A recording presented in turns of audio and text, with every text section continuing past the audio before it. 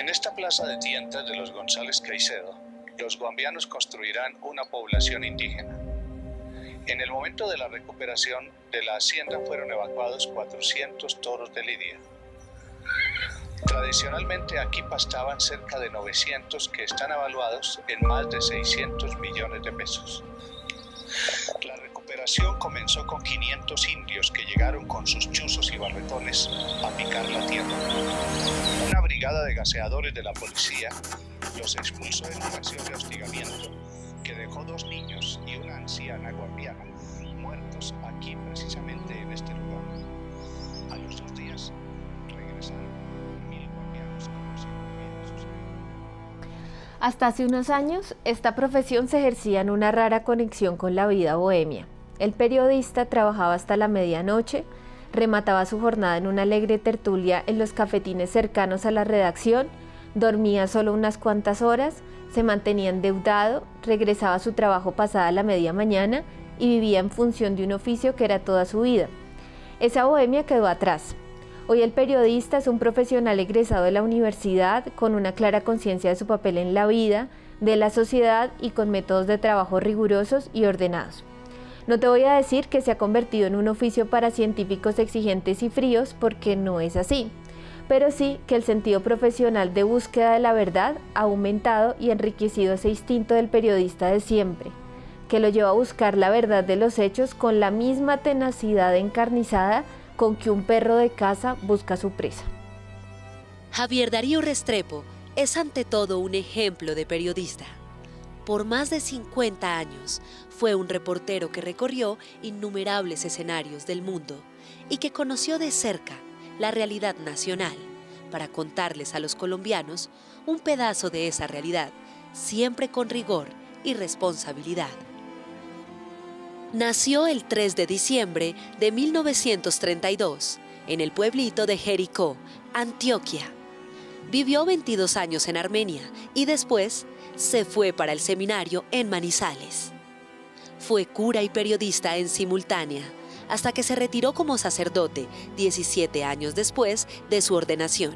Siempre fue un reportero de la historia de un mundo que fue de tumbo en tumbo, de guerra en guerra, de invento en invento, y que también tocó a los medios de comunicación.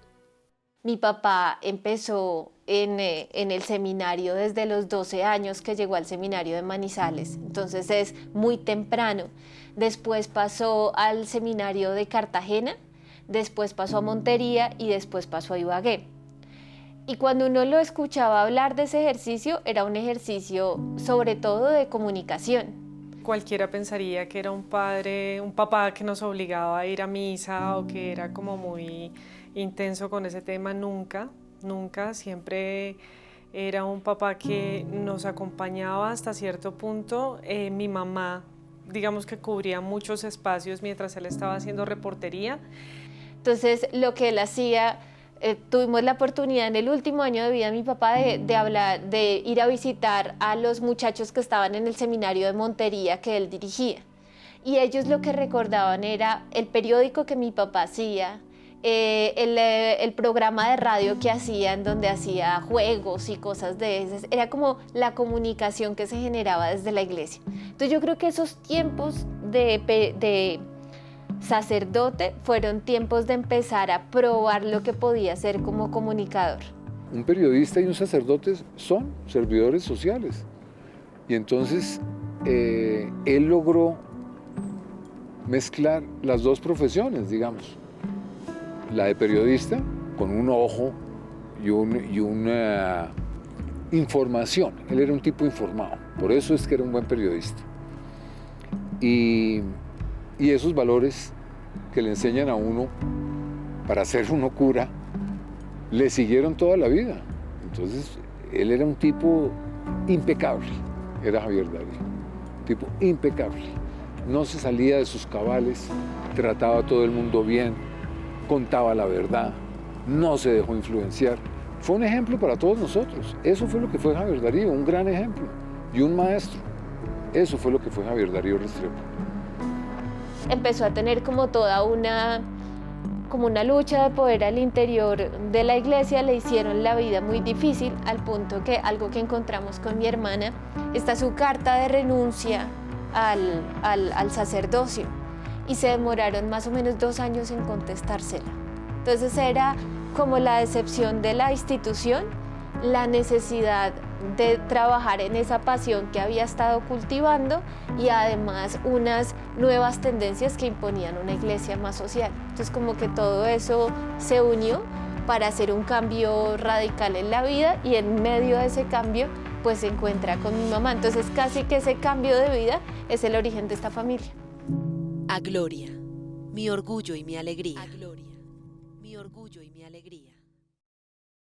Javier Darío Restrepo estuvo durante años como reportero del noticiero 24 Horas, donde marcó un estilo para contar las noticias. Fue testigo de muchos acontecimientos de la vida nacional e internacional. Por allá en 1492. También lo es el vestido de la madre, ceñido al cuerpo con el chumbe.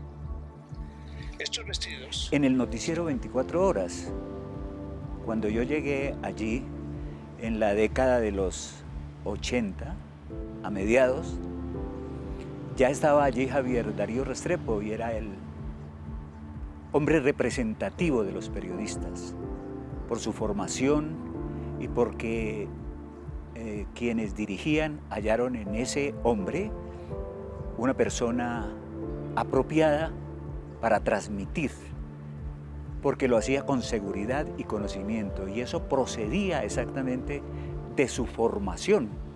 Él fue inicialmente sacerdote, y entonces se rebeló contra esa formación.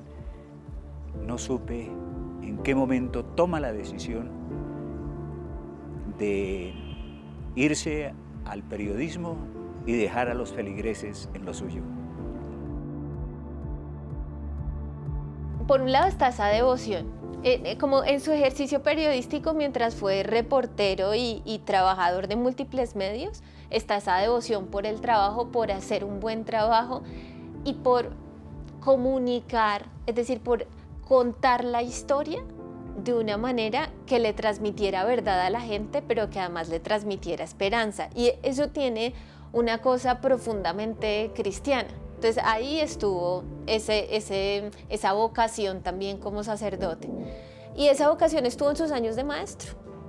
Y pongámosle en la empresa, en 24 horas, todos nos apoyamos en él. Él era como el faro, como la luz, como el sabio que daba su puntada final a una nota. Y el periodista se sentía muy respaldado cuando tenía el concepto de don Javier. Don Javier, por su formación teológica, pues era una persona muy pensante, una persona que tenía muy claro todo lo que él iba a hacer. Cuando salíamos con él, eso era, íbamos a lo concreto, no nos poníamos a divagar por ningún lado, sino que íbamos a lo concreto. Entonces era una oportunidad de conocer.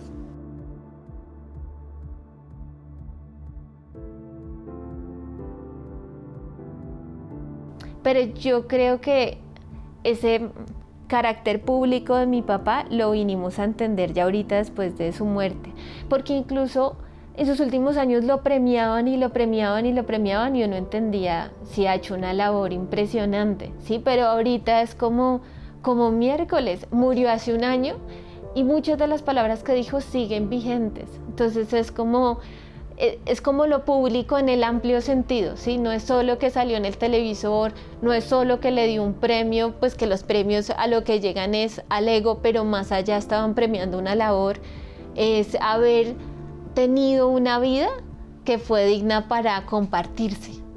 Eso es como lo público y eso le da a uno una tarea que es como hizo tantas cosas que ese legado hay que seguirlo compartiendo.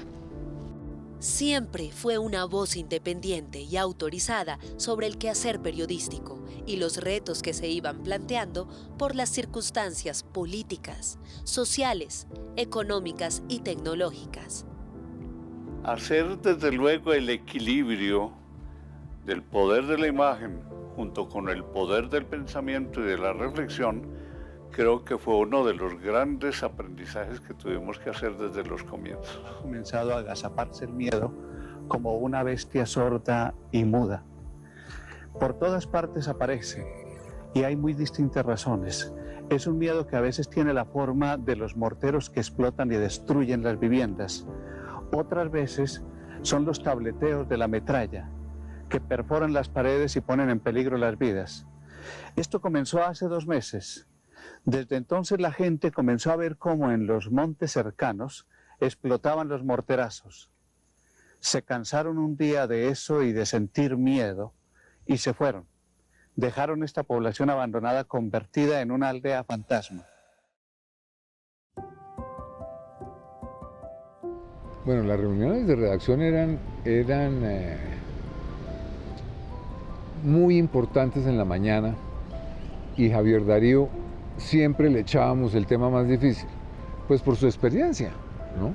Por su experiencia, porque sabíamos que Javier Darío iba a hacer una nota impecable. Entonces lo teníamos como digamos, era el Messi del equipo, ¿ya? Entonces lo poníamos a jugar todo el tiempo y incluso él se le medía ya a su edad, meterse unos viajes heroicos, por allá a La Guajira, al Urabá, no sé dónde. Pero lo escogíamos era porque necesitábamos que la noticia más importante del día la desarrollara era él, ¿no? Entonces, esas preocupaciones de Javier Darío eran las cosas más elementales. ¿Quién es importante en la noticia? Entonces, los periodistas, la mayoría, yo soy el importante en la noticia. No, nada que ver. Periodista no tiene, ojalá ni se viera al periodista. Lo importante es la noticia y lo que uno le va a contar al país. Y le va a contar al país patrocinado por alguien, a favor de un movimiento político. Por eso los periodistas no deberían nunca confesar sus predicciones políticas. Porque uno como periodista debería ser considerado como imparcial. Yo nunca hablo de política con nadie. En su estilo y forma de contar las noticias, tenía presente el rigor periodístico y los valores esenciales. Su coherencia entre lo que pregonaba y hacía estuvo siempre a toda prueba. Javier Darío Restrepo ha dejado un legado fundamental porque fue un reportero que pensó en su oficio. Creo que tuvimos la fortuna de encontrar una persona que después de muchos años de práctica exitosa, lo recordamos como una persona inclusive que era un enviado especial en los noticieros de la televisión nacional, dedicó toda esa carga de experiencia a proponernos nuevas maneras de pensar la ética periodística. Eso realmente tiene un valor extraordinario. Siempre hay que estar creando, inventando formas para la investigación, para la transmisión, para la entrevista. Y en alguna ocasión, Javier Darío, yo nunca supe cuál había sido la locación, pero se metió como en un hueco. Claro, lógico, no lo digo de tierra, sino como en una fosa. Y entonces le pidió al camarógrafo que le hiciera un tiro desde allá y él apareció hablando desde abajo hacia arriba. Entonces, no lo discutimos, pero sí nos dejó sembrada. Yo no sé si eso lo compartió finalmente el editor y si estuvo bien realmente, pero fue una cosa que me pareció excepcional, porque partió de él. Dejamos de ser estáticos y él le dio cierto movimiento, porque obligó a fijar la mirada del televidente ahí, y la figura que estaba expresando, la figura que estaba diciendo y transmitiendo era la de él. Se le vio tal cual es. Me llama la atención ahora que estoy almacenando recuerdos, la cantidad de trabajos que se hicieron en el exterior, sobre todo siguiendo las guerras de Centroamérica. También hubo cubrimiento de las Malvinas y también lo hubo de el conflicto palestino-israelí.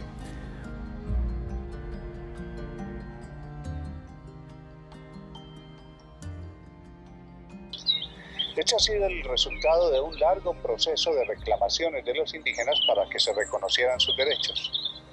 Precisamente en este lugar, hacia 1886... Hasta ahora como que dimensiono lo que mi mamá podía sentir, porque finalmente durante muchos años mi papá estuvo cubriendo guerras y cubriendo, digamos que, eventos como muy tenaces también, como por ejemplo lo de Armero, aquí estuvo también en lo de la toma del Palacio, y siempre eran esas salidas repentinas en donde no daba como mucho tiempo de preparación en la casa, sino salgo y salgo ya, pero mi mamá ya como que poco a poco se fue adaptando a esa forma de vida, ¿no? Entonces mi mamá de alguna manera entendía muy bien y ya tenía como todo el protocolo de la maleta lista y qué ropa tiene que llevar y demás. Entonces esa era mi mamá, como que siempre estaba lista para ayudarle a él en sus viajes, pero sí ahora entiendo como esa soledad y como esa angustia con la que ella seguramente se quedaba antes de verlo salir a él al taxi directo al aeropuerto.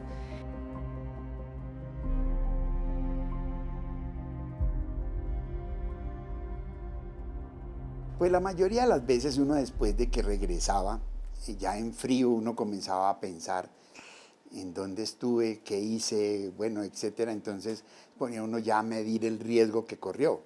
Pero en el momento en que estaba uno en caliente, pues era la efervescencia por llegar al sitio y concretar lo que uno quería, ¿no? Entonces sí, saber que iba para una guerra, saber que iba, o sea, que estaba saliendo con alguna incertidumbre de no sabemos si va a regresar o no, ¿no? Y pues ya estaban las niñas ahí también en la casa, entonces ahora entiendo que mi mamá sí tuvo, digamos que un amplio espectro también de tolerancia y de alguna manera de, ¿qué te puedo decir yo?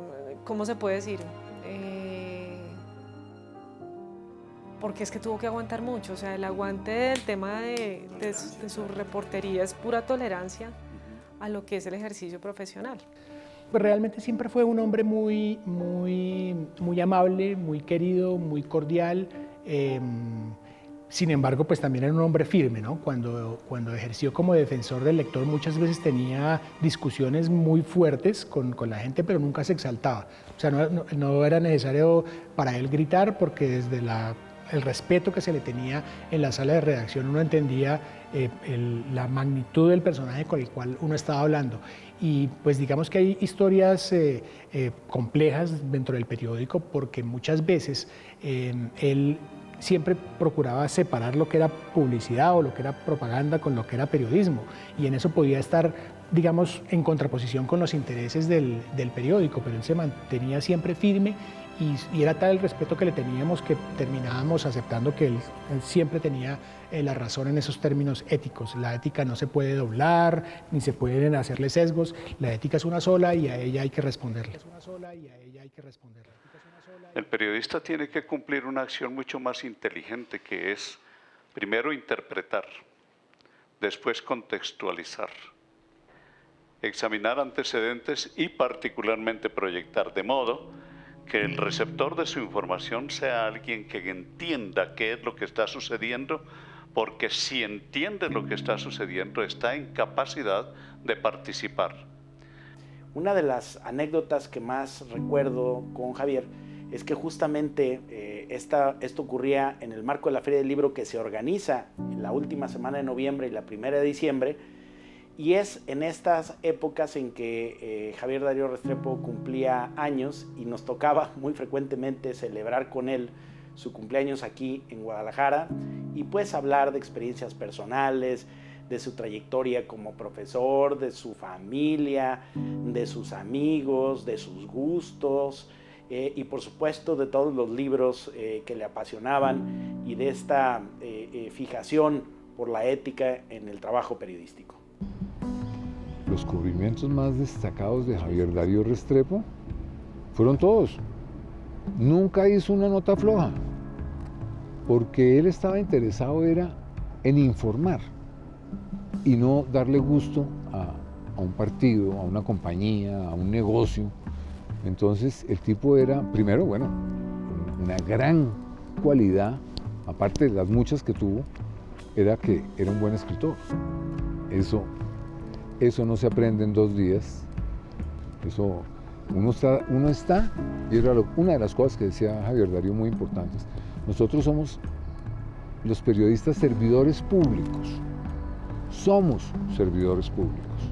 Y lo que debemos hacer es tratar de informar de la manera más independiente, lo que uno alcance a dar de información. A lo largo de su vida periodística, la sensación de estar en la calle era una motivación enorme. La reportería en el lugar de los acontecimientos era un culto a sus convicciones sobre la razón de ser un periodista. Pesaba, por supuesto, ser reportero de un noticiero de televisión. El trapiche. Aquí solo cuenta la mano del hombre, no parecen contar las máquinas. Y aún las mismas máquinas son hechas pieza a pieza con elementos muy rudimentarios y de la naturaleza. Solo sabíamos que teníamos un instrumento muy poderoso para contar las noticias. Por tanto, las cámaras para nosotros eran una ayuda para estar presentes en el lugar en donde se hacían las noticias. El hecho de estar aquí frente a la cámara y de sentir que le está hablando a miles, a millones de personas, eso da una sensación de poder. Y a mí me parece que la vacuna se llama servicio. Es decir, sentir que todo lo que haces está al servicio de alguien. En primer lugar, de quien te está escuchando o de quien te está leyendo. Y que a través de esa persona le está sirviendo a toda la sociedad. En la medida en que el periodismo es un servicio, no solo es un periodismo de altísima calidad, sino está lejos de las tentaciones corruptoras del poder. Uno no hace el noticiero para darle gusto al público y a sus gustos. Uno hace un noticiero para informar, pero no para que el noticiero se vuelva un producto comercial que van a medir con el rating. Eso era una de las cosas más importantes que decía Javier Darío. Cómo la noticia se había vuelto un producto comercial. Si el noticiero tiene buen rating, entonces nos van a dar más plata y entonces nos va a ir mejor económicamente. Él, ese pensamiento lo horrorizaba con toda la razón. Es que uno no puede, él hablaba pestes contra el rating. El rating decía que los ratings favorables a un noticiero hace que el noticiero se venga al piso. Porque como ya tenemos garantizada la sintonía, hagamos las vainas como nos salgan ahí, pero como todo el mundo nos va a ver, ¿qué importa que lo hagamos bien o mal? Entonces eso era una cosa en la que él siempre hizo mucho énfasis. Él decía, no miremos los ratings. Y esa era tal vez la convicción que más nos estimulaba, que al contrario de otras formas de hacer periodismo, la cámara nos obligaba a estar en el lugar mismo de los hechos. No por referencias ni lo que espantaba a Pulitzer a comienzos del siglo XX, cuando llegó a uno de sus periódicos y encontró que el periódico se hacía desde la redacción y por teléfono. Los periodistas nunca respiraban el aire de los protagonistas de sus noticias. Y en esa ocasión Pulitzer llama al jefe de redacción y le dice que toda esa gente se vaya para la calle y que solo regresa cuando tenga una historia para contar. A nosotros como periodistas de televisión nos tocaba estar siempre en la calle viendo correr la historia. Y esa era la primera sensación impresionante. No, pues tuve la fortuna de haber viajado con él a muchos sitios. Estuvimos en la Guerra de las Malvinas, estuvimos en la Guerra de El Salvador, en Nicaragua, en Armero, me tocó Palacio de Justicia con él también. Pues imagínense, fueron 17 años, afortunadamente, de la mano de este gran ser.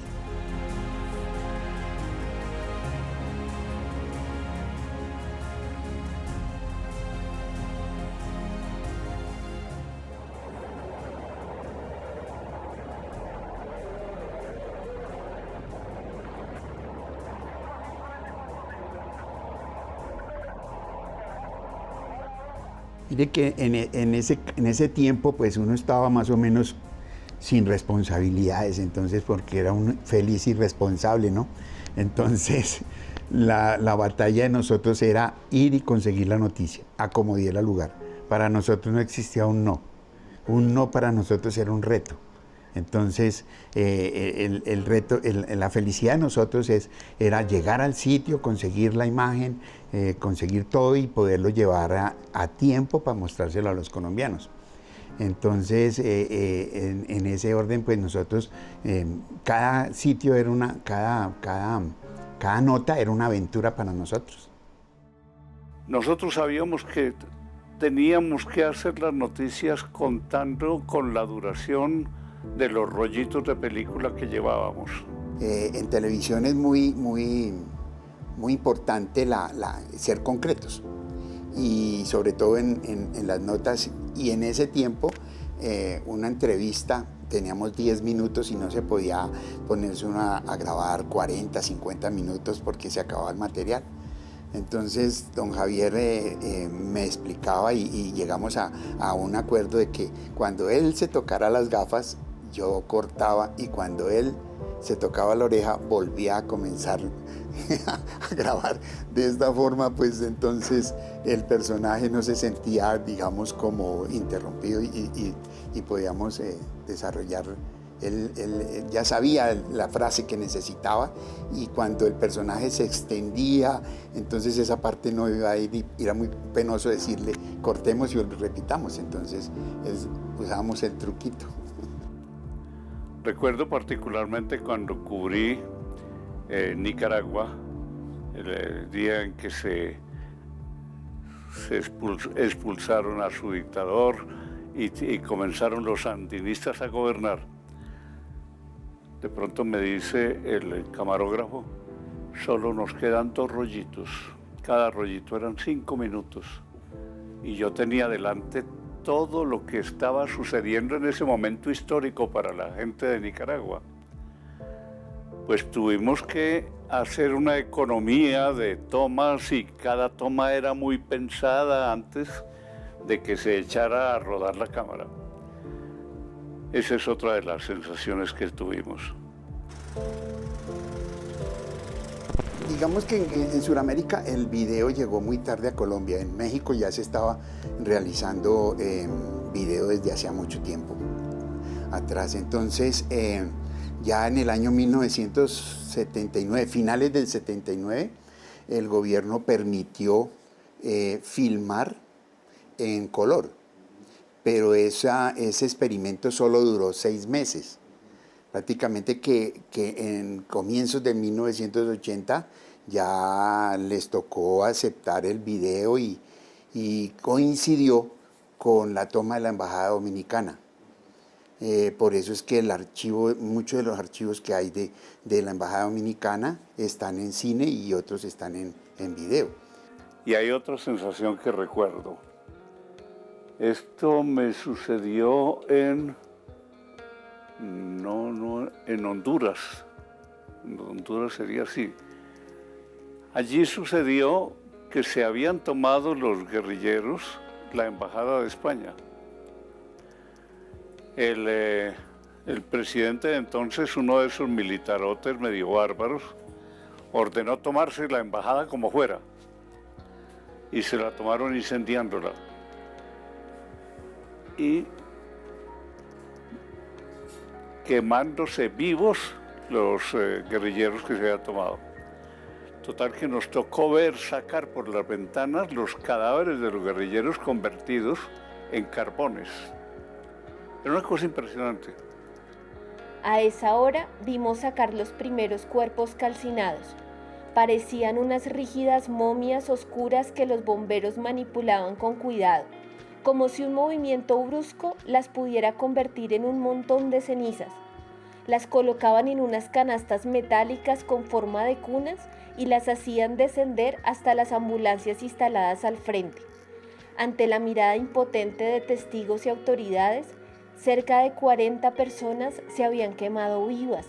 La entrada del grupo de operaciones especiales solo había precipitado el drama. A lo largo de su carrera, le correspondieron drásticos cambios tecnológicos. Esa experiencia de Honduras muestra lo que implicaban las diferencias con lo que sucedía entonces con la televisión en Colombia. Y resulta que allí no existía en ese momento un solo centímetro de película en blanco y negro. Ya ellos habían pasado al color. Entonces nos tocó pedir ayuda a la televisión local y fue en ese momento cuando pudimos nosotros tener en Colombia por primera vez noticias en color, porque todos los noticieros eran en blanco y negro. Asistimos pues a esa transición tecnológica, como después asistiríamos a otras transiciones, hasta llegar a lo de hoy, que para mí es casi increíble lo que se puede hacer hoy con la tecnología digital. Es que hay que tener en cuenta que los periodistas nos movemos a través de la relación que establecemos con fuentes, y una red social nos multiplica las fuentes.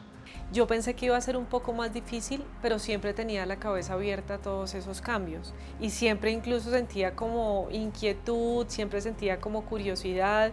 Se grababa leyendo y demás, pero era como su inquietud ante el podcast y todo lo que podía dejar a través de un podcast. Entonces, digamos que toda esa inquietud que él tenía frente a los nuevos medios y demás era como cómo hacer para perpetuar un poco más lo que quiero dejarle a las generaciones nuevas, ¿no? Entonces eso lo hacía mover bastante. Con esto te estoy diciendo que fuimos una generación de periodistas de transición tecnológica y que comenzamos así humildemente, llevando al laboratorio los rollitos de película, allí los revelaban, etcétera, y nos tocaba a veces mirar cuadro tras cuadro y cortar, pegar en alguna parte y después hacer esa edición puramente manual.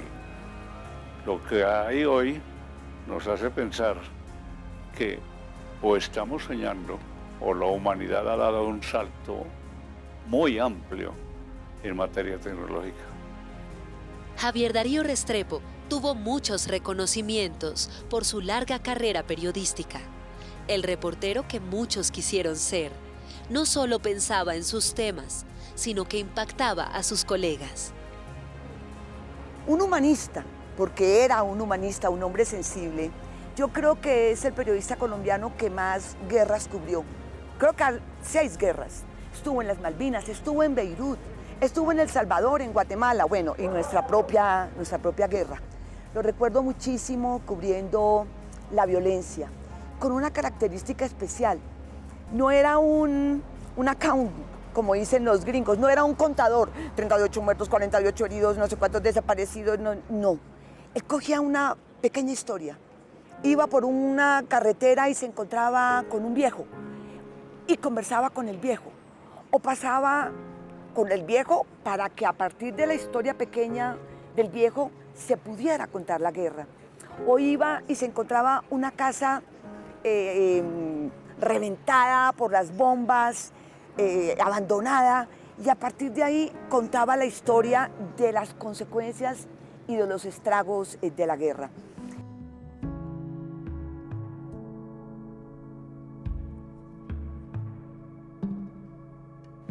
Yo vivía sorprendida del manejo que Javier Darío hacía del tiempo. Yo me volvía un 8 escribiendo para 1 minuto de televisión. Duraba el día entero escribiendo. Yo volvía y volvía y me parecía que no, y volvía y le daba vueltas y nunca podía almorzar y llegaba temprano y yo no había comido nada y yo era una cosa. Y Javier Darío, él llegaba por la mañana, sabía muy bien qué iba a hacer, le decía a los camarógrafos, vamos a hacer esta entrevista, vamos a ir a este lugar, vamos a hacer estas secuencias. Ellos iban, grababan, pero yo le digo el tono es porque yo sentía que ese era así el de él y el mío era esa otra cosa frenética y horrible. Y entonces él llegaba, iba a su casa a almorzar, almorzaba en su casa, como si viviéramos, no sé, en la provincia. Almorzaba en su casa, llegaba después del almuerzo a la oficina y él se sentaba en su máquina a escribir, escribía su historia, grababa, editaba y se iba a la casa a las 5:30. Y yo decía, pero yo quiero ser como Javier Darío cuando grande. Realmente la tenía tan clara, consultaba sus fuentes, hacía sus llamadas. Antes de salir a grabar ya sabía qué era lo que... Muchas veces uno salía con el camarógrafo y grabábamos como locos. Eso es video y video y video y video y video. Y él decía, pero ¿para qué están grabando tanto? Si es que eso no lo van a usar, están perdiendo tiempo. Y en realidad era eso. Si uno sale y sabe qué va a preguntar, a quién va a entrevistar, qué es lo que va a contar, qué es la historia que está escribiendo, cuál es la noticia que va a escribir, me parecía que era pues, un marciano en ese mundo en donde me parecía a mí que no teníamos ni principio ni fin, ni mañana, ni tarde, ni noche. Y eso uno llegaba a la oficina y yo alguna vez le oí a alguien que uno en el periodismo sabe que hora se va de la casa, pero no a qué horas vuelve. Pues no, Javier Darío no. Él se iba a la hora que se tenía que ir y volvía a la hora que tenía que volver, como cualquier cristiano que comía en su casa y dormía, él dormía en la cama. Nosotros no. Me parecía maravilloso ese manejo de Javier Darío del tiempo. Pero veo que es un buen pretexto para reunirnos y que en adelante habría que pensar en más pretextos para reunirnos. Porque el hecho de estar reunidos nos hace caer en la cuenta de que un día fuimos felices y no sabíamos que no éramos. Javier Darío con los colegas era un amigo más. Todos sabíamos y supimos siempre su condición de maestro, de líder del periodismo, y le enseñaba a uno a punta del diálogo, de las anécdotas y del consejo sin reprimendas. Aunque fuera un momento difícil, él lo hacía con una enorme sabiduría y sobre todo con una gran bondad, que es lo que hoy se ha perdido, y con un enorme respeto, entendiendo que la otra persona también era un periodista y estaba a la misma altura de él, pero siendo muy superior en conocimientos, en prestigio y en docencia. Lo hacía con una manera que a uno le llegaba al alma, le llegaba al corazón y lo aprendía perfectamente. Las audiencias son hipercríticas, sobre todo de quien les brinda diariamente ese material indispensable de la información. Entonces, cuando se dan cuenta de que todos los días es la misma vaina, de que todos los días parece que la noticia fuera simplemente cambiarle algunas cosas porque es la misma de ayer, el mismo esquema, la misma manera de presentar, el mismo lenguaje, el periodista tiene que sentir que se está quedando. El hombre solo podrá participar de Dios e interiorizarse en Él, al transformarse en aquel niño que ha comenzado a ser en su niñez. Estábamos absorbidos en tal forma por lo periodístico que lo tecnológico era muy secundario. Entonces, para nosotros lo importante era que podíamos estar testimoniando a través de la imagen lo que sucedía, y teníamos que inventarnos, porque muchas cosas fueron invención, cómo íbamos a hacer para hacer más vivas las entrevistas. Yo creo que desde entonces comenzó por nuestra parte una especie de tarea crítica frente a la entrevista. Veíamos que el periodista hacía la entrevista y creía que ya tenía toda la noticia. Pero resulta que la entrevista es solo una parte de la noticia, y más aún, la entrevista tiene el peligro de que uno se vuelva acrítico. Es decir, el señor lo dijo, eso está grabado, eso es lo que vamos a pasar. Y no venía la segunda parte de someter a crítica lo que decían nuestras fuentes. Solo con acumulando mucha experiencia llegamos a la formulación de que toda fuente miente mientras no se demuestre lo contrario. El aporte fundamental de Javier Darío fue la ética periodística. Él se convirtió en un referente nacional e internacional sobre esos dilemas que nos surgen a los periodistas en el oficio. Era consultor, columnista, conferencista, maestro. Yo diría que al final de sus años, en estos últimos 10 años, se había convertido, si me oyera se moriría de la risa, como un rockstar en Perú, en Bolivia, en Ecuador, en Venezuela, en Panamá, donde él llegaba a hablar de ética, congregaba a los periodistas de ese país que visitaba y todos le pedían autógrafos y le pedían entrevistas porque era tan coherente, tan lúcido. Había tal honestidad en los planteamientos alrededor de la ética que todos le creíamos y todos le creían. Todas las personas tienen derecho a ocultar algo y demás, el periodista no. Le pasa lo que a los vasos de los que uno bebe agua. Uno antes de echar agua a un vaso lo mira para ver si es transparente. Y nosotros estamos sirviendo todos los días el agua de la información. Somos esos vasos. Una cosa muy bonita, él desechó muchos cargos directivos en los medios. En más de una ocasión se los ofrecieron, porque su vida era ser reportero y ese oficio del reportero, de estar próximo a la sociedad, de tener curiosidad e inquietud por lo que piensan, por lo que sufren, las necesidades que tienen, cómo las resuelven, esa pasión por el otro, por conocer al ser humano de una perspectiva de periodista, creo que fue lo más bonito que enseñó, es la labor básica del periodista, que es ser reportero, salir a hurgar, a meter, no a través de un computador, que muchas veces uno pierde mucha esencia hoy en día. Lamentablemente no podemos tener esa proximidad como quisiéramos, pero él enseñó eso y por eso hizo grandes reportajes y se ganó 2 premios, entre otros 2 premios Círculo Periodistas de Bogotá al mérito periodístico por esa labor que hizo él como reportero. Javier Darío ocupó buena parte de su vida en orientar a sus colegas sobre la ética periodística e insistir en el servicio social que se presta a las audiencias.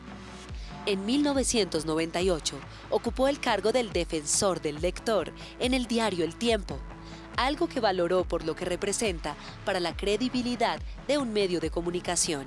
La llegada de Javier Darío Restrepo a la sala de redacción de un periódico de tantos años como El Tiempo fue un aire refrescante, renovador, interesante en ese momento para poder evaluar la calidad de lo que hacemos todos los días en el periódico. Con ese pasado de Javier Darío, con esa rectitud, con esa transparencia, con un profesional tan ético como Javier Darío, él mismo, en su calidad de defensor del lector, era un buen espejo en el que debíamos mirarnos todos los que hacíamos el periódico todos los días.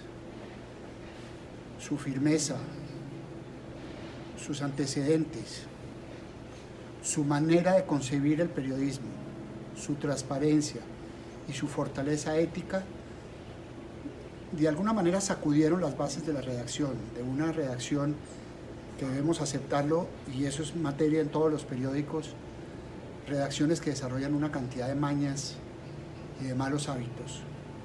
El único amo que yo respeto como periodista es mi lector. Ahí compartió con todos los editores, con los periodistas, tanto los más viejos como los más jóvenes, y siempre lo vimos como una guía ineludible de nuestro trabajo, porque no solamente siempre privilegiaba los intereses de los lectores, sino que a veces incluso tenía contraposiciones en posiciones no solamente de los periodistas, sino a veces incluso con intereses comerciales de la empresa, lo cual creo que es digno de aplaudir. Él realmente siempre mantuvo una verticalidad y era muy firme en sus posiciones, pero muy cordial. Tiene una posición y un aura de respetabilidad que a uno lo hacía difícil. Puede que estuviera incluso confrontando el trabajo que uno estaba haciendo, pero uno siempre veía en primer lugar una persona muy dispuesta a escuchar lo que uno tenía para decirle, pero siempre su guía eran los verdaderos jefes que tenemos en la redacción y en cualquier periódico o en cualquier medio de comunicación, que son los lectores, los usuarios, los televidentes, de manera que él siempre defendía esos intereses y uno encontraba que tenía la razón y que uno perfectamente podía dialogar con él y encontrar puntos comunes siempre en defensa del periodismo y de la ética. Finalmente quiero compartir con ustedes el hallazgo que Ernesto Sabato hizo cuando visitó en la isla Lanzarote a su amigo José Saramago y encontró en su estudio Un poema para Pilar, esposa del Nobel portugués. Me sorprendí haciendo una paráfrasis y donde decía Pilar, yo leí Gloria, el nombre de mi esposa. Tras la experiencia en el noticiero 24 horas, Javier Darío Restrepo se desempeñó como periodista independiente. Fue columnista y dirigió la Fundación para la Libertad de Prensa. No era para menos. En su tiempo de reportero en televisión, los noticieros se adjudicaban en los canales públicos a las casas políticas. Yo recuerdo eso como un reto para los periodistas. El reto era que teníamos que hacer periodismo por encima de todas las conveniencias e intereses del partido político que había recibido el noticiero como una especie de premio o de estímulo, no sé qué. Lo que sé es que cuando nosotros comenzamos en 24 horas, ese noticiero había sido otorgado a Álvaro Gómez, que tuvimos sin embargo el privilegio de que Álvaro Gómez era mejor periodista que político. Y en esa condición, el hombre era el primero que vibraba, primero cuando llegaba un equipo, curiosear todo el equipo y demás, porque estábamos en un momento de desarrollo tecnológico impresionante. Y luego, cuando vibraba con la noticia. Y ahí lo traicionaba el periodista. Y esa traición para nosotros era la salvación. Porque era un hombre que no tenía calificativos políticos para la noticia. La noticia era noticia, fuera lo que fuera, pero era noticia. Lo político era lo secundario. Pero cuando uno se pregunta ¿para qué es periodista? Como respuesta a esa necesidad de una identidad fuerte, y llega a entender que yo, no es mi medio, sino yo, estoy al servicio de toda la comunidad y en defensa del bien público. Eso es ser periodista. Defensa y servicio de toda la comunidad. Había gente que decía, ojo con ese tipo, que ese tipo es comunista. Mi papá se moría de la risa porque decía, si lo fuera, no tiene nada de malo, pero lo que tiene bueno es su formación. Era lo que decía mi padre. Él puede ser, está libre de ser cualquier... y ese cuento de que, ay, ustedes están godos y dándole puesto a un comunista. Yo nunca me... ¿Y si fuera comunista, qué tiene de malo? ¿Como si ser comunista es malo o qué? No. Entonces, yo creo que en eso también aprendimos mucho y estando Javier Darío ahí fue muy importante el tratamiento de la información política.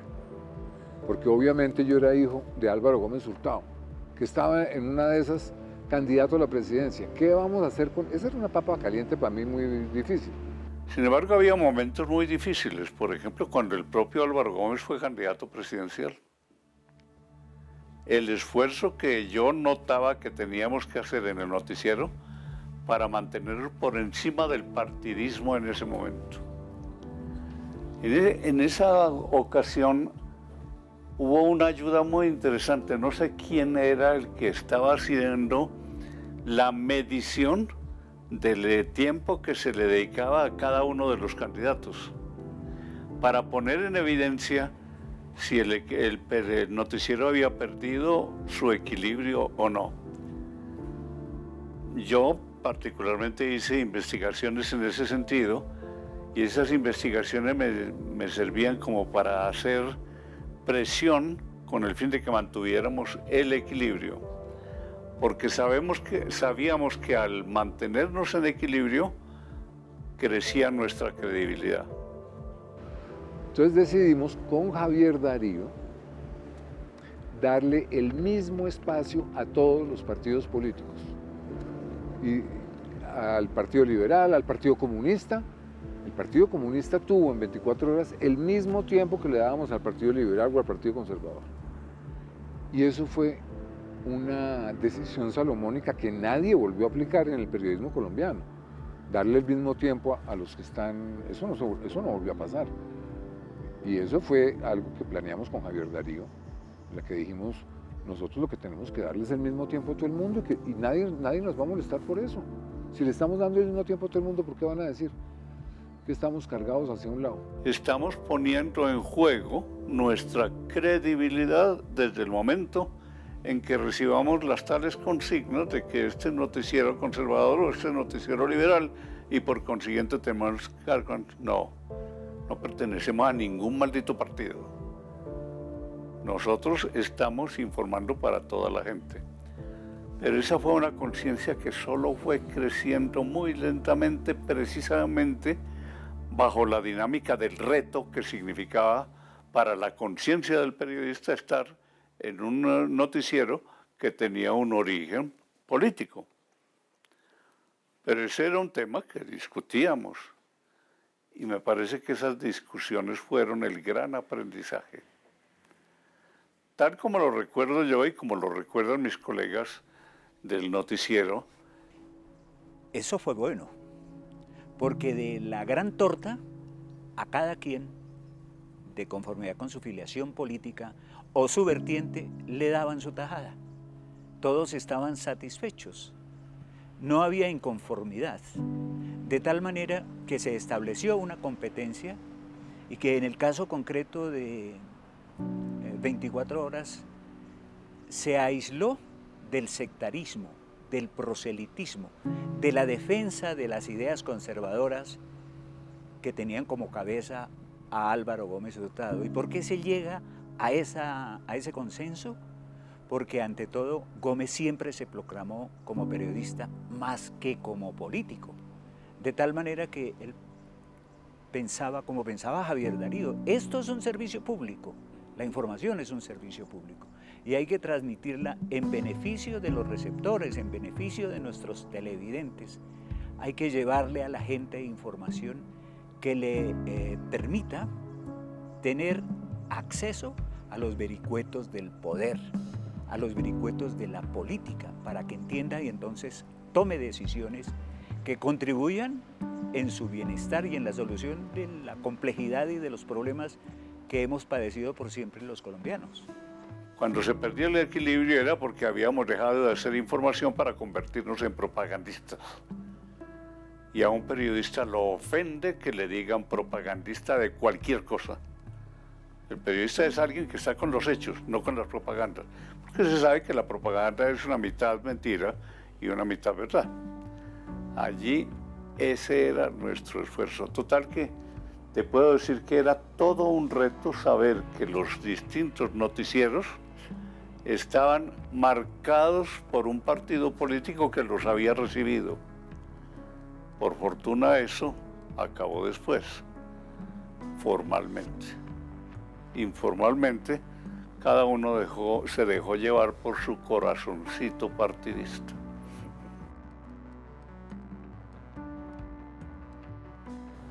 No me puedo volver propagandista de mis ideas, ni políticas, ni religiosas, ni deportivas, ni económicas, nada. Lo único que se debe ver a través de ese cristal del vaso en que van las informaciones es que estoy al servicio de toda la sociedad. Y cuando eso se ve, la transparencia es total y la credibilidad es de una inmensa solidez. Porque era un periodista tan generoso y él no sabía lo que era el ego, él no sabía lo que era la vanidad, él no estaba pendiente de esas pendejadas, él estaba pendiente de contar su historia, de contar su noticia, y eso nos lo enseñó. Uno tiene que salir bien peinado, bien arreglado, por supuesto que la estética en televisión es importante, pero resulta que eso un poco se perdía, ¿no? Por momentos la gente creía que lo importante era vernos tan lindos y periodistas como él nos enseñaban, lo importante es lo importante. Las enseñanzas de Javier Darío Restrepo tuvieron un alcance internacional por las invitaciones a diferentes partes del mundo. Cuando tú presentas los hechos buscando que esa presentación sea útil para toda una vasta audiencia, no únicamente para un grupo, sino para toda una vasta audiencia, allí es cuando el periodista encuentra el lugar que tiene su información dentro de la audiencia. Bueno, tener a Javier Darío Restrepo, este connotado periodista que hizo de su vida y de su profesión la ética periodística, pues fue sin duda alguna una distinción. Además de haberlo tenido en Metamorfosis, Javier Darío Restrepo estuvo antes en la creación, en las primeras ediciones del Encuentro Internacional para Periodistas. Desde 1995 hizo parte del cuerpo de maestros de la Fundación Nuevo Periodismo Iberoamericano, que creó Gabriel García Márquez para apoyar la formación de las nuevas generaciones de periodistas. Puso en práctica su dimensión de maestro y pensador. Recuerdo con nitidez, y así quedó consignado en las actas iniciales, que si había una persona que podía apoyarnos en el componente que a García Márquez le interesaba muchísimo de la ética periodística, era Javier Darío Restrepo. El primer taller con Javier Darío se hizo en mayo de 1995 y a partir de ese momento ya se convirtió en un pilar de la fundación y no solo recorrimos toda América Latina con su taller, sino que luego creamos el consultorio ético en línea, entró a ser parte del Consejo Rector y tuvo una vinculación de más de 25 años hasta su fallecimiento. El último acto de su vida público fue precisamente en el Festival Gabo en Medellín, 2 días antes de morir, en la presentación del libro último que le publicó la Fundación. Hay una lección que nos sirvió mucho y que después se convirtió como una especie de patrón de conducta. Cuando uno está registrando imágenes, tiene la tendencia a pensar que es noticia todo lo que dé imagen. Y si es imagen espectacular, es más noticia. Por tanto, más que una reforma constitucional, viene a ser noticia el paso de un circo. Porque el circo da imágenes y la reforma constitucional no da una maldita imagen. De eso fuimos muy conscientes desde el comienzo y creo que fue uno de los grandes aportes de la reflexión sobre el poder noticioso de la imagen. No tuve que apelar a la ficción, ni a teorías filosóficas, teológicas o antropológicas para escribir sobre la muerte. Conversábamos mucho sobre la muerte. Mucho sobre la muerte. No le tenía nada de miedo a la muerte. Conversábamos sobre libros, compartíamos la música clásica. Yo le iba a visitar mucho. Al final me daba como pena hacerlo venir a mi apartamento. Pero cuando ya dije, ven a mi apartamento, entonces ya no quería que yo fuera a su apartamento, sino él venir a mi apartamento, porque tengo una gran vista sobre Monserrate. Entonces nos sentábamos a conversar de muchos temas. Y en realidad para él la muerte era reencontrarse con Gloria. Para mí era punto final. Entonces yo creo que eso nos servía a ambos como para alimentar nuestras propias fortalezas y fue muy, muy bello ese capítulo de la muerte, porque el libro que tenemos ahí en Salmuera se llama Conversaciones de sobremesa y lo empezamos uno de los tantos, pues no de los tantos, sino también hubo unas cartas y eso. Entonces, las conversaciones de sobremesa las llamábamos así porque era la sobremesa de la vida. Ya sabíamos que nos íbamos a morir, como todos ustedes, los jóvenes y los viejos. Entonces, pero el tema de la muerte, pues lo tratamos de una manera muy agradable. Y tanto que yo le decía a Javier Darío, ¿dónde vamos a poner ese capítulo? Entonces Javier Darío, no me acuerdo si fue él o fui yo, dijimos, no, ese no hay que ponerlo al final, hay que ponerlo por ahí en la mitad, para que sea como una especie de tránsito, pero que no importe tanto, que no sea como los libros que terminan, se murieron los protagonistas. Entonces eso fue muy simpático, nos reíamos de haber. Siempre pensó en las audiencias, en la calidad de lo que producían los periodistas. Nunca dejó de lado las oportunidades en la creación de contenidos, como en el caso del llamado periodismo de soluciones. Toda información tiene efecto. unos más evidentes que otros, pero siempre tienen un efecto, y ahí es donde está la raíz de la responsabilidad de uno como periodista. Allí nos dimos cuenta de que las imágenes tienden a volvernos superficiales en la consideración de los hechos.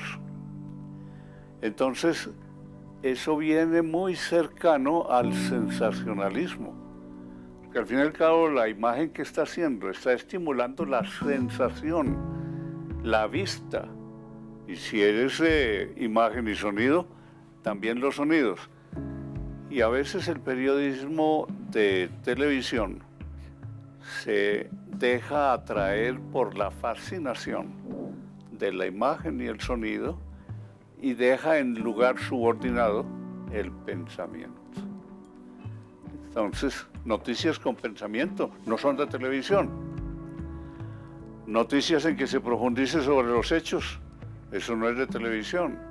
Él tenía una actitud, digamos, muy constructiva, pero crítica de la sociedad y de las desigualdades, en fin. No era tan rebelde como yo, pero sí teníamos esa perspectiva de mirar más allá de los estereotipos, más allá de la manera como los medios cubrían la realidad e ir a la realidad verdadera. Es que es el mejor periodismo que se puede hacer. En el año 2000, Geraldinho Vieira, un periodista brasileño, dictó un taller en Cartagena, dentro de la Fundación, sobre periodismo de soluciones. A mí me estremeció ese taller. No asistí a él, pero supe lo que allí se había hablado y me pareció inspirador. Después, la niña Turati, que con ella recibí el premio ese a la excelencia en la fundación, destinó un dinero que había recibido por uno de los premios antes y se lo gastó viajando por Sudamérica, sobre todo por el Cono Sur, para averiguar si eso era pura teoría o era realidad. Y después me manda un informe sobre eso que me ha dejado saltando de felicidad de ver que sí había quien tomaba en serio y que era posible hacer ese periodismo. Los mejores de la profesión lo están haciendo. Y pueden llegar a ser mejores en la profesión los que decidan ensayar. Su inquietud no se centraba exclusivamente en los contenidos periodísticos, sino también en la estructura de los noticieros de televisión y en todos los actores que participaban en su realización. Tú y los periodistas que están aquí, todos sabemos que la noticia más fácil de hacer es la de cosas criminales, asesinatos. Eso es facilísimo de hacer. Así como es facilísimo de cubrir con una cámara un incendio. El camarógrafo no necesita mayor imaginación porque llega al lugar del incendio y todos los datos salen a su encuentro. Entonces no tiene ninguna gracia cubrir un incendio con una nota espectacular. El anchorman es algo exigido por los intereses comerciales del medio, porque es la cara que tiene el noticiero. Luego ha habido la reflexión necesaria de que tanto desfigura la credibilidad la figura del anchorman. Entonces, tú llevas para que presenten las noticias a una modelito, y la modelito muy bella y demás, pero tú le miras los ojos y demás y ahí no hay nada. Eso le quita credibilidad a las noticias, pero las hace más aparentes. Entonces hay ese juego entre propaganda e información, y ese juego parece concentrarse en la figura del presentador de las noticias. Pero en realidad, ¿qué quieren las víctimas colombianas? De los afectados por la violencia, el 51% dice que no ha denunciado, que no conoce las razones por las cuales se cometió la agresión y mucho menos la persona que los agredió. Hay unos presentadores que inspiran credibilidad. Eso es lo mejor que le puede suceder a un noticiero. Hay otros presentadores que son con una fachada muy atractiva, pero no inspiran credibilidad. Y ese factor credibilidad es un factor que no se puede medir con ningún instrumento. De pronto las encuestas que se hacen. Pero ese es un factor que contribuye mucho o a que el anchorman del noticiero sea recordado y sea tenido como un factor de credibilidad, o simplemente como una cara bonita que está figurando allí. La ética siempre estuvo por delante en su labor como periodista y como maestro. Era el eje de sus intervenciones ante sus colegas de diferentes partes del mundo. Yo he llegado a la conclusión, después de tantos años de estar dedicado a este tema, que lo importante de la ética no son los códigos, sino la obediencia de cada ser humano a un mandato que lleva consigo mismo. Todo ser humano, ser excelente. Es decir, lo más contrario a la naturaleza humana es estar estancado y no querer ser mejor. Y lo más lógico dentro de la ética es justamente esa pulsión, ese impulso constante a ser mejor.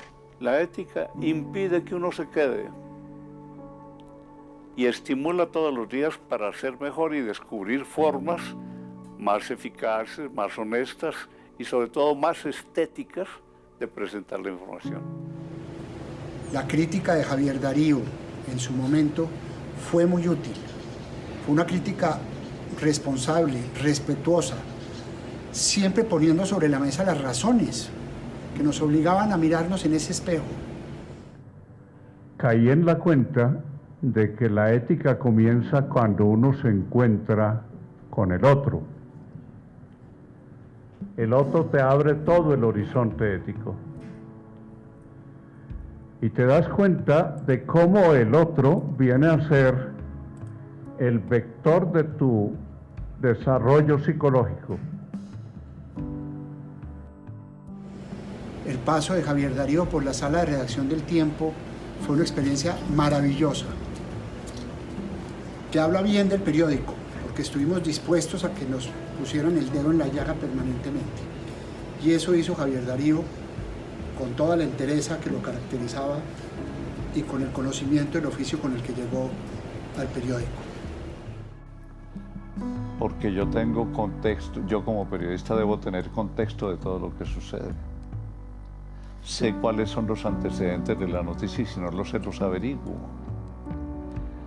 Sobre todo me he preguntado cuáles son las consecuencias que tiene esa noticia. Eso normalmente la gente no lo conoce. Tampoco conoce el contexto en el que se produce una noticia. Esta noticia está sucediendo en el momento en que están sucediendo estas y estas y estas cosas y hay una influencia de esto y esto en esta noticia. Esa es la especialidad del periodista. Y te digo entre paréntesis, es lo que salvará la vida de los periódicos. Para él era totalmente claro que la objetividad, la ética, el quehacer periodístico no podía estar cerca al poder. No podía haber un contubernio entre el poder y el ejercicio periodístico. Javier Darío Restrepo tenía una combinación magnífica de, primero, una formación muy sólida en materia de filosofía y de ética. Segundo, una experiencia profesional formidable sobre la cual él había reflexionado. Tercero, una vocación de servicio, una vocación pedagógica. Y yo diría un cuarto elemento que no es menor, que es el sentido del humor y un gran sentido de humanidad.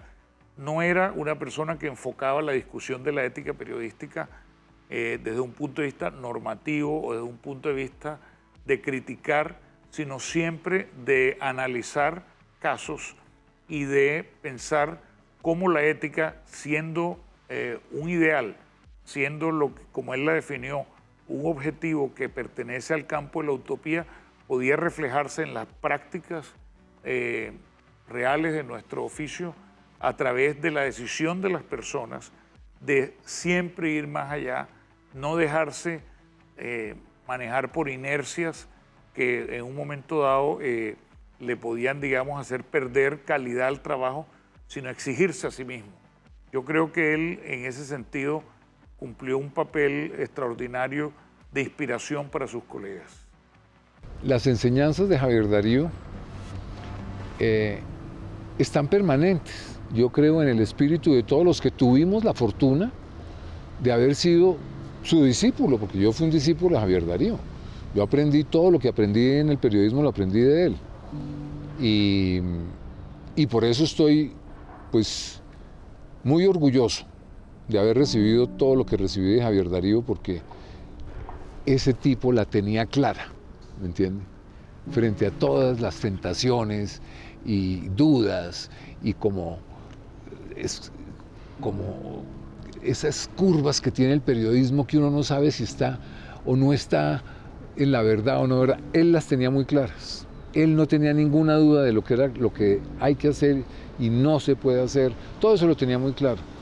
Y yo creo que gracias a él hay alguna conciencia, por lo menos ética, en el periodismo colombiano.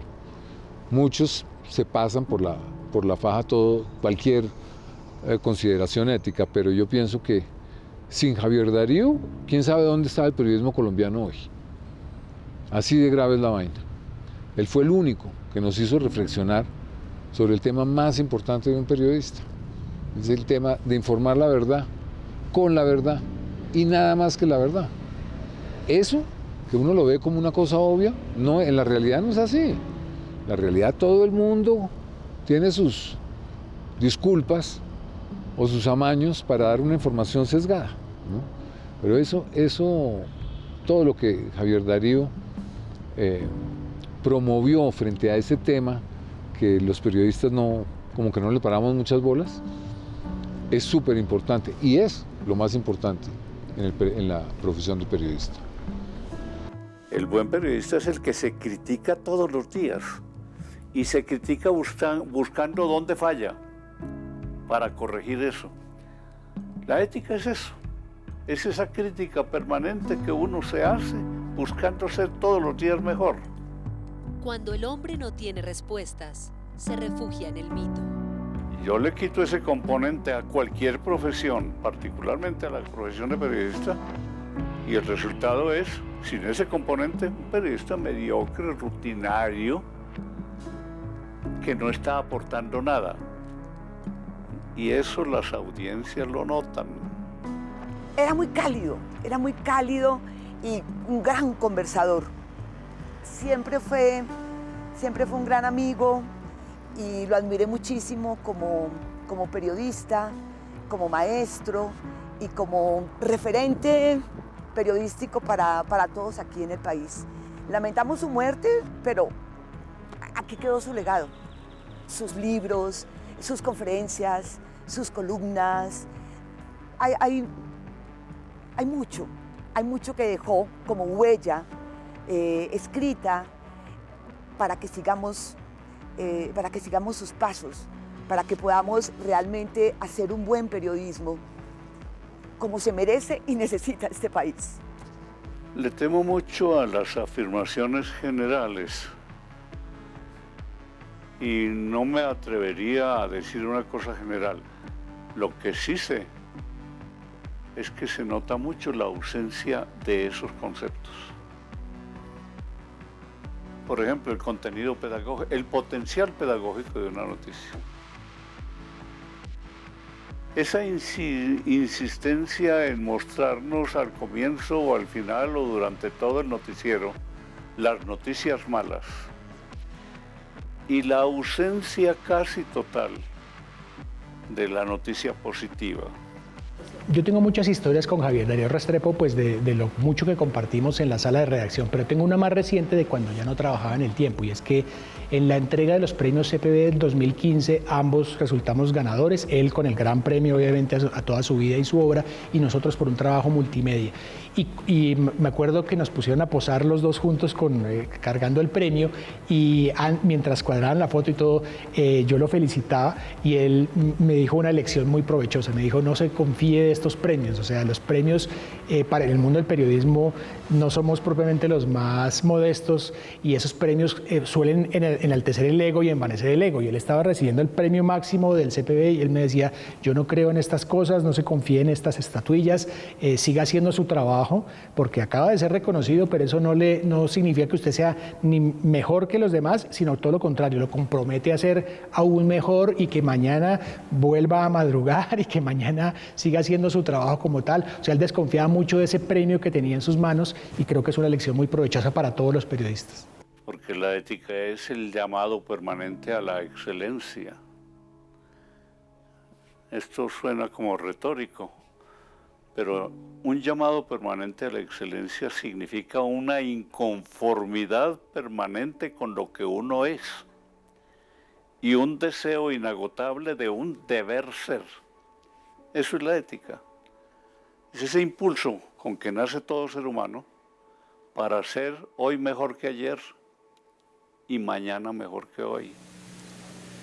Creo que no exagero si les digo que en la televisión siempre hay un dilema ético por resolver por parte de quienes le imprimen movimiento y su desbordante vitalidad. La pregunta me la hicieron en el consultorio ético recientemente. Al principio me llamó la atención porque una pregunta que poco se hace. ¿Qué representa la humildad para un periodista? Para mí eran términos opuestos, porque los periodistas de humildes tenemos muy poco. Y sin embargo es indispensable, es necesaria, porque es la que mantiene el equilibrio y sobre todo mantiene la pasión por la verdad, porque la humildad es la verdad de nosotros mismos. Esa es la gran definición. Pero esta no es una profesión para hacerla desde trinchera de ninguna clase. Es una profesión al servicio de toda la comunidad. Por tanto, si alguien puede hablar con autoridad de paz y de armonía entre las distintas partes de la sociedad, es el periodista. Cuando yo como periodista me siento en una trinchera y me siento a la defensiva, sé que algo está fallando. Claro. Y hay que corregirlo. En el caso de la gente de televisión, que lo primero que impresiona a la gente que va a televisión es que todo el mundo después lo conoce. Yo vi llegar mucha gente al noticiero y llegaban muy modestos, dispuestos a aprender. Pero cuando en el supermercado alguien lo reconocía, cambiaba el tipo o la niña. Ya era otra cosa, porque ya me reconoce la gente. Entonces ya venía esa sobrevaloración de ellos mismos, o sea, esa mentira como guía de su vida. Recuerdo a aquel reportero que cuando iba hacia el lugar de una entrevista fue sorprendido por un grupo de curiosos que se apiñaban debajo de un puente de donde pendía el cuerpo de un ahorcado. Todavía oscilaba con un movimiento lento de péndulo y el camarógrafo, obediente a su instinto, se veía dispuesto a saltar del auto que había comenzado a detenerse. Tras unos segundos de deliberación, el reportero dio la orden al conductor: sigamos, porque la noticia aquí es otra. La muerte es un asunto demasiado grave para dejárselo a los adultos. Recordarlo con la inmensidad de un ser querido, de un amigo, de un hermano. Considerar que su sacrificio y sus enseñanzas no cayeron en terreno árido.